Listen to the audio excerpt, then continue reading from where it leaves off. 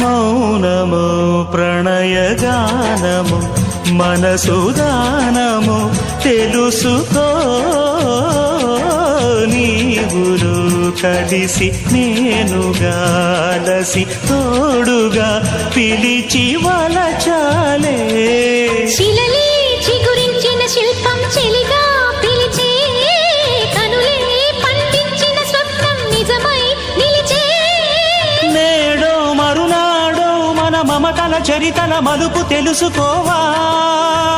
వసంతంలా వచ్చిపోవా ఇలా నిరీక్షించే కంటికే పాపలా